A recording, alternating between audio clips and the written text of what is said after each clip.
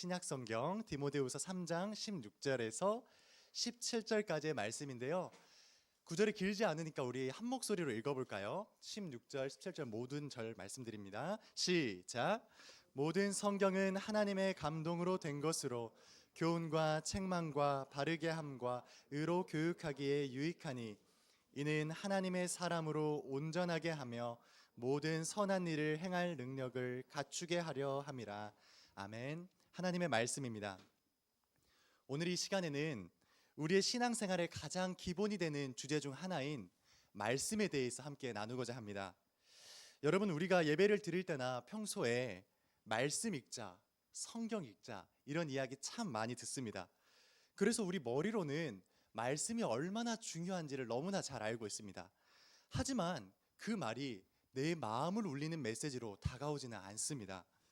특히 여러분들 중 대부분은 학업도 바쁘고 공부할 내용도 많고 또 해야 할 활동도 산더미 같이 많아서 말씀을 펼치는 일이 왠지 또 하나의 과제, 또 하나의 숙제처럼 느껴지는 친구들도 있을지 모르겠습니다. 그럼에도 불구하고 왜 선생님들은, 왜 전도사님은, 왜 교회에서는 자꾸만 말씀이 중요하다고 말하고 있을까요? 청소년 시기에 더욱 말씀이 필요하다고, 지금 이 시기에 반드시 말씀을 읽어야 한다고 거듭해서 강조하고 있을까요?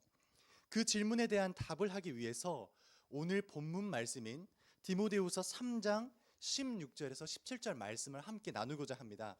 오늘 우리에게 주신 이 말씀을 통해서 성경이 우리에게 어떠한 역할을 하고, 그렇기 때문에 우리가 왜 성경을 읽어야 하는지를 발견하고 깨달을 수 있는 시간이 되기를 축복합니다. 첫 번째입니다. 우리 함께 읽어볼까요? 1번의 내용 시작! 디모데후서 3장 16절 말씀은 이렇게 시작합니다. 모든 성경은 하나님의 영감으로 된 것으로서. 우리말 성경을 보면 이 말씀이 좀 이해가 되나요? 아니면 다소 추상적으로 들리나요? 조금은 추상적으로 들릴 겁니다. 하지만 성경의 원문인 헬라어 성경을 보면 이 성경의 의미가 조금 더 명확해져요. 여기서 하나님의 영감으로 됐다는 말은 그 안에 하나님의 숨결이 들어있다는 의미입니다. 다시 말하면 성경은 그냥 사람들이 쓰고 편집한 하나의 책이 아니라 그 안에 하나님께서 직접 영감을 허락하시고 그분의 뜻을 그 안에 담아내셨다는 의미입니다. 그분의 뜻을 우리가 발견할 수 있는 거예요. 성경 속에서. 여러분은 상대방의 마음을 어떻게 알 수 있나요? 여러분들이 평소에 관계를 맺을 때 상대의 마음을 어떻게 알게 돼요? 그 사람의 표정을 보고 아나요? 그러면 전도사님이 지금 이런 눈빛으로 우리 동훈이를 쳐다보면 동훈이를 좋아할까요? 싫어할까요? 동훈 미안해. 민망해하고 있어요. 아니면 전도사님이 이상한 행동을 하면 전도사님이 전도사님 마음을 바로 파악할 수 있을까요? 아니겠죠. 물론 표정과 행동을 통해서 우리가 어느 정도 그 사람의 마음을 읽을 수는 있습니다. 하지만 가장 기초적이고 핵심이 되는 파악하는 방법이 있는데 그것은 바로 대화입니다. 우리가 대화를 할 때 비로소 그 사람의 마음을 진짜 알아갈 수 있습니다. 다시 말하면 우리가 누군가의 마음을 진짜 알기를 원한다면 그 사람과 대화를 해봐야 해요. 대화 없이 상대방의 마음을 온전히 파악했다는 것은 거짓말에 가깝습니다. 우리가 읽는 이 성경 말씀은 하나님과 대화의 창구와 같습니다. 성경을 읽으면 말씀 속에 담긴 하나님의 마음과 의도를 느낄 수 있기 때문입니다. 우리는 말씀을 통해 하나님이 어떤 분이신지, 또 우리를 어떻게 생각하시는지, 또 오늘 이 시간을 살아가는 우리에게 어떤 말씀을 하고 계시는지 발견할 수 있기 때문입니다. 지난 겨울 수련회 진로 특강 때 한 친구가 목사님에게 이런 질문을 했어요. 목사님, 제가 결정한 선택이 하나님의 뜻인 줄 어떻게 알아요? 제가 결정한 진로가, 제가 결정한 고민에 대한 답이 하나님의 뜻인 줄 어떻게 알아요? 이런 중요한 질문을 했습니다. 그때 목사님이 어떤 대답을 해주셨는지 알아요? 하나님의 뜻을 알고자 한다면 반드시 성경을 읽어야 됩니다. 그 얘기를 해주셨어요. 우리가 말씀을 읽을 때 필요한 자세가 있다면 하나님이 이 말씀을 통해 지금 나에게 어떤 말씀을 하고 계실까? 하나님이 지금 이 말씀을 나에게 읽게 하셨는데 이 말씀을 통해 지금 나에게 허락하시는 메시지는 무엇인가 고민해 보는 자세가 필요합니다. 성경 말씀은 여러분들이 평소에 공부하듯이 지식을 쌓는 행동이 아닙니다. 단순히 지식을 쌓을 거면 안 읽는 게 낫습니다. 아니요, 읽는 게 나아요. 진짜 안 읽을까 봐 순간 놀랐어요. 말을 해놓고 읽는 게 낫습니다. 근데 성경은 여러분들이 시험을 치르기 위해서 공부하듯이 암기하듯이 읽는 책이 아니에요. 그 책에서 하나님이 오늘 나에게 무슨 말씀을 하실까? 하나님과 대화의 장을 이루어 가야 합니다. 왜인 줄 알아요? 말씀이란 살아계신 하나님과 대화하는 시간이기 때문에 그래요. 우리가 말씀을 읽기 시작하고 말씀을 통해서 하나님의 마음을 조금씩 더 알아가는 과정이 쌓이면 우리의 삶도 변하기 시작합니다. 우리의 마음이 달라지기 시작해요. 어떻게 해요? 하나님의 마음을 닮아가요. 특별히 여러분이 진지하게 고민하고 있는 진로, 공부, 친구 관계, 심지어 이성과의 관계까지도 하나님의 말씀을 통해서 주님이 허락해 주시는 그 새로운 마음으로 하나하나 답을 얻어갈 수 있게 됩니다. 무엇보다 우리가 말씀을 읽기 시작할 때 그때 비로소 하나님이 나를 진짜 사랑하시는구나, 하나님이 내 삶을 인도하고 계시는구나, 그 사실을 말씀을 읽을 때 비로소 깨달을 수 있게 됩니다. 두 번째로 우리가 말씀을 읽어야 되는 이유를 오늘 본문은 설명하고 있는데요. 이번의 내용을 함께 읽어볼까요? 시작. 보세요. 이 두 번째 말씀을 보면 이 16절 후반부를 잘 보세요. 교훈과 책망과 바르게 함과 의로 교육하기에 유익하니 라고 말씀합니다. 여러분, 이 문장에서 중요한 단어가 4개가 있다고 하면 뭘까요? 한번 맞춰보세요. easy. 너무 쉽다.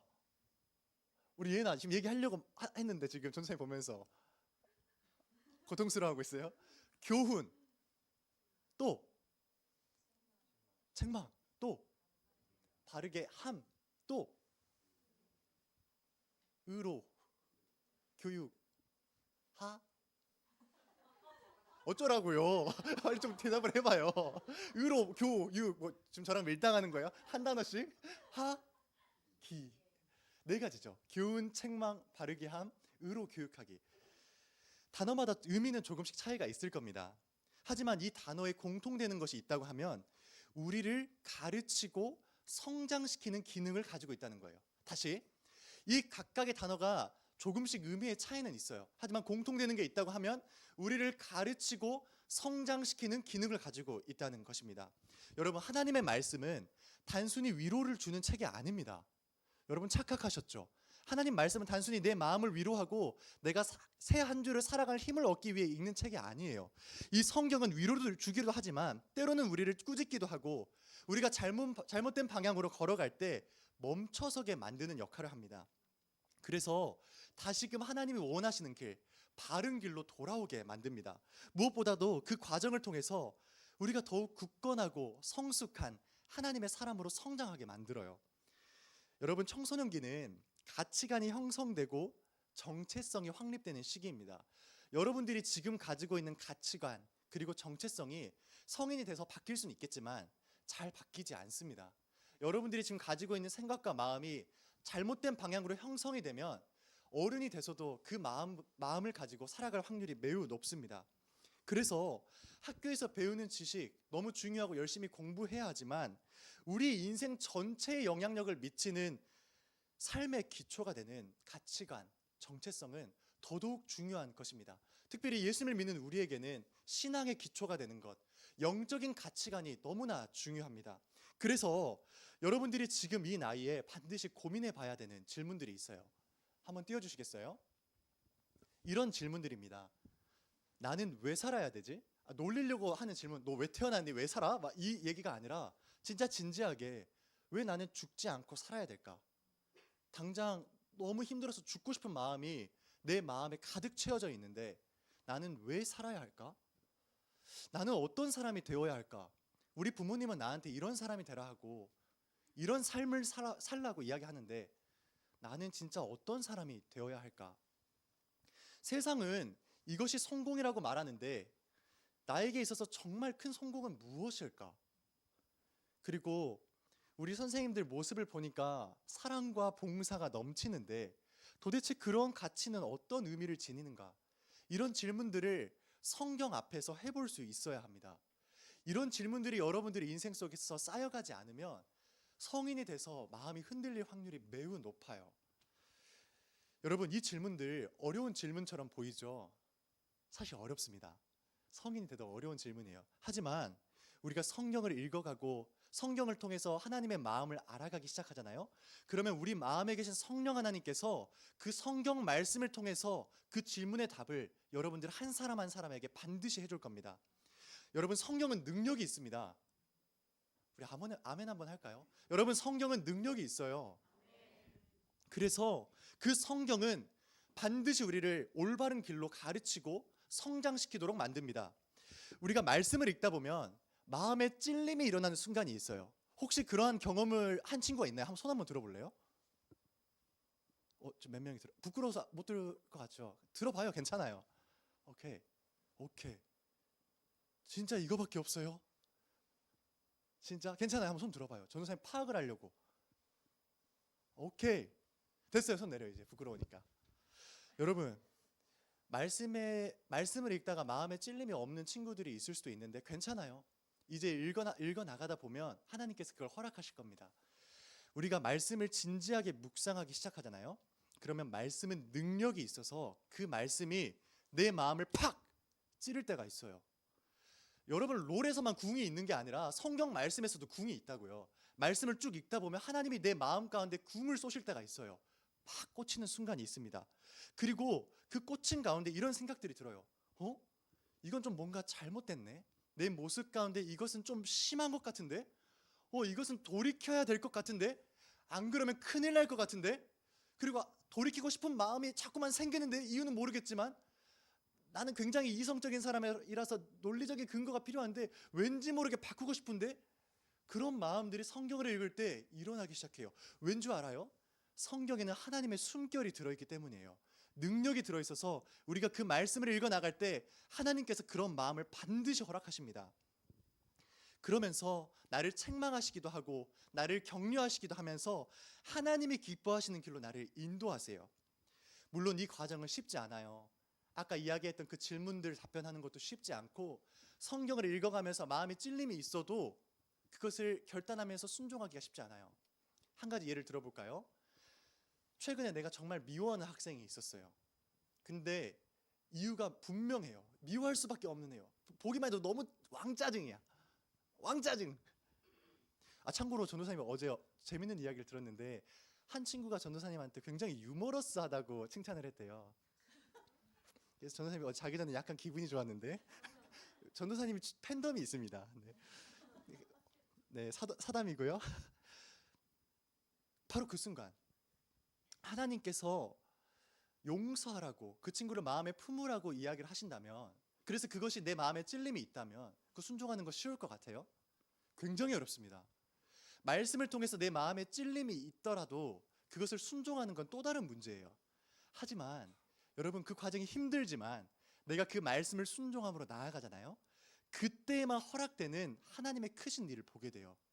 우리가 하나님이 작게 보이는 이유는 하나님 말씀 앞에서 순종이 없기 때문이에요. 순종을 하나하나 이루어 가잖아요. 그 말씀을 진실되게 받아들이고 내가 순종해 가기 시작하면 하나님이 그 말씀을 통해서 이루어 가시는 놀라운 일을 보게 돼요. 그 일을 보고 싶다면 먼저 말씀을 읽어야 되고 그 말씀에 순종할 수 있어야 합니다. 마지막 세 번째 살피고 오늘 설교를 마치도록 하겠습니다. 전도사님이 여러분들 컨디션을 고려해서 설교의 분량을 조절했어요. 이렇게 친절해요. 세 번째 한번 읽어볼까요? 시작! 오늘 본문 17절은 이렇게 말씀하는데요. 그 밑에 있는 17절 말씀을 함께 읽어볼까요? 시작! 성경은 하나님의 사람을 유능하게 하고 그에게 온갖 선한 일을 할 수 있게 하는 것입니다.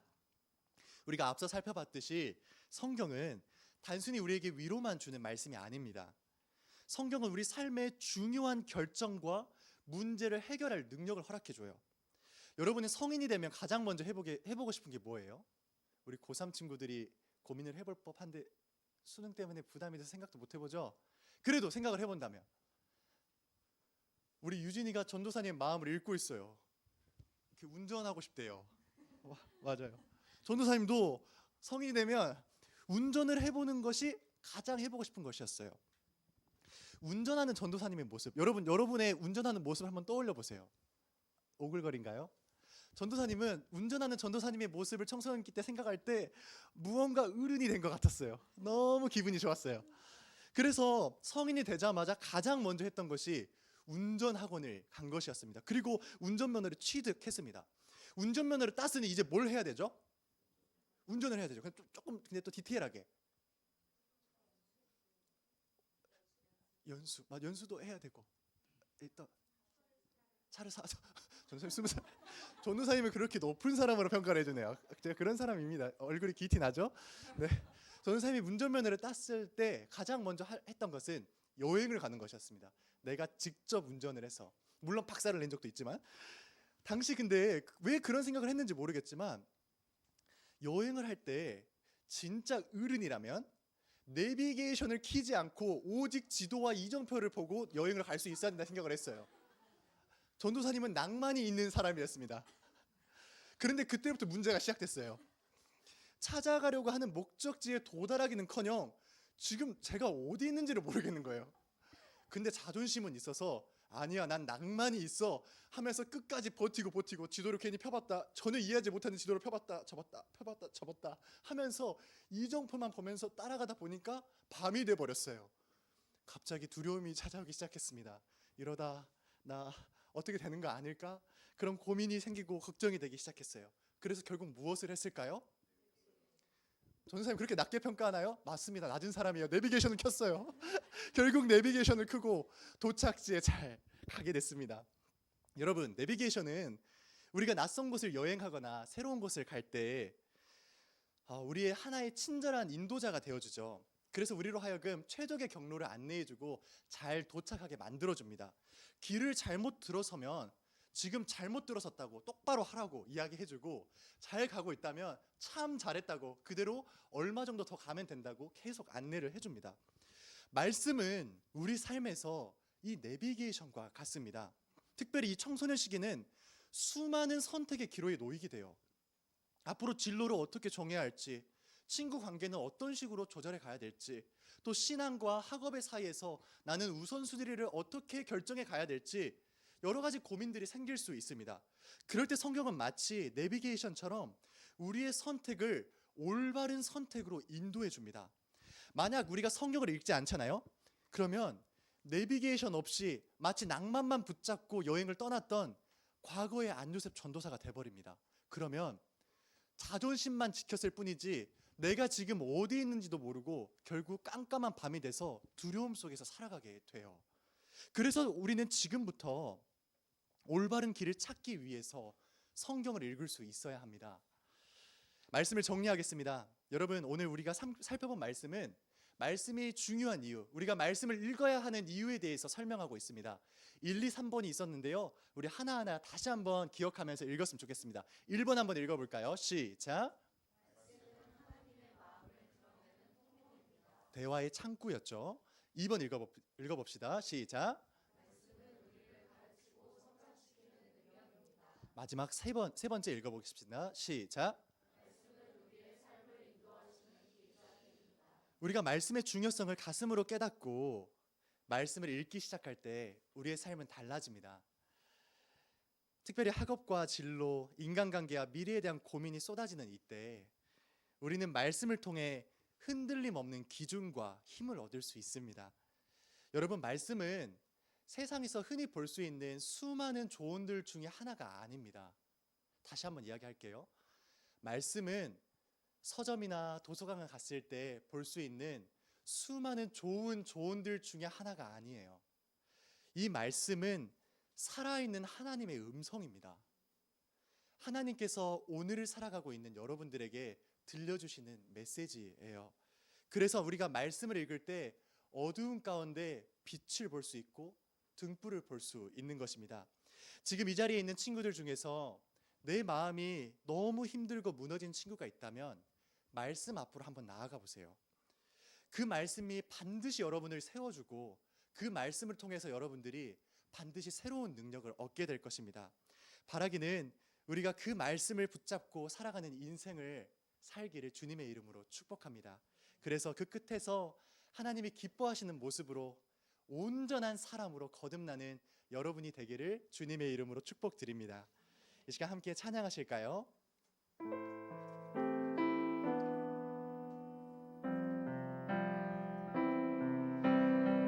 우리 마음을 담아서 하나님께 찬양 올려드리겠습니다. 말씀 앞에서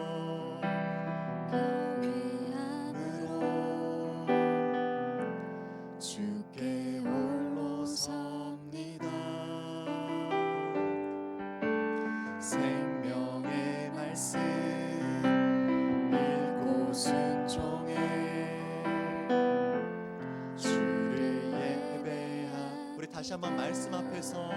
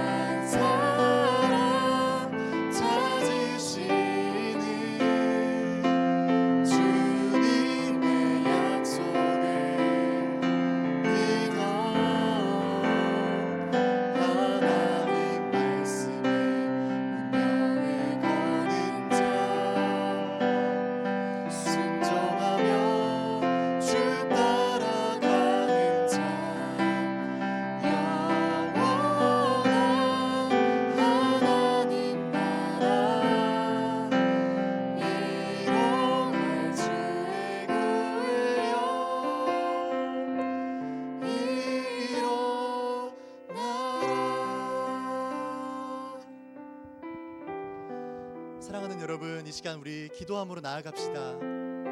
이 시간 우리 한 마음으로 기도하며 나아갈 때 이렇게 기도하며 나아갈까요? 하나님, 제 마음 가운데 주님의 말씀을 소중히 여길 수 있는 마음을 허락하여 주옵소서. 그래서 그 말씀을 읽어 나갈 때 이 말씀을 통해 하나님이 나에게 들려주시는 음성을 듣게 하여 주시고, 그 말씀이 얼마나 능력이 되고 내 삶에 지침이 되는지를 깨달아 알게 하여 주옵소서. 우리 이 기도 제목 가지고 이 시간 한 마음과 한 뜻으로 기도함으로 나아가시겠습니다. 함께 기도합니다.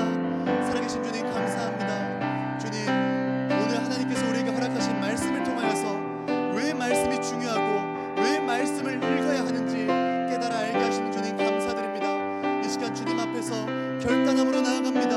하나님, 우리가 말씀을 읽는 자가 되겠습니다. 하나님의 음성을 귀 기울이는 자가 되겠습니다. 하나님, 말씀하여 주시고 그 말씀을 깨닫게 하여 주시고 그 말씀에 순종할 수 있도록 인도하여 주옵소서.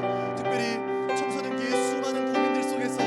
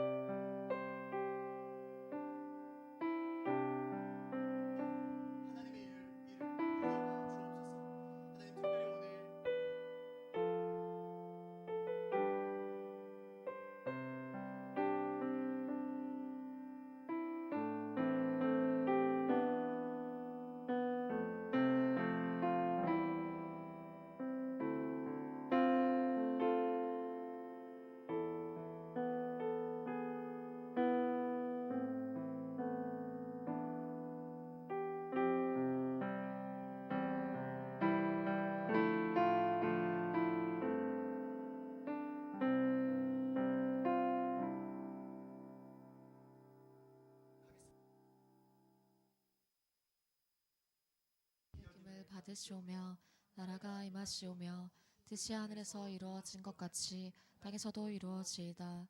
오늘 우리에게 일용할 양식을 주시옵고 우리가 우리에게 죄 지은 자를 사하여 준 것 같이 우리 죄를 사하여 주시옵고 우리를 시험에 들게 하지 마시옵고 다만 악에서 구하시옵소서. 나라와 권세와 영광이 아버지께 영원히 있사옵나이다. 아멘.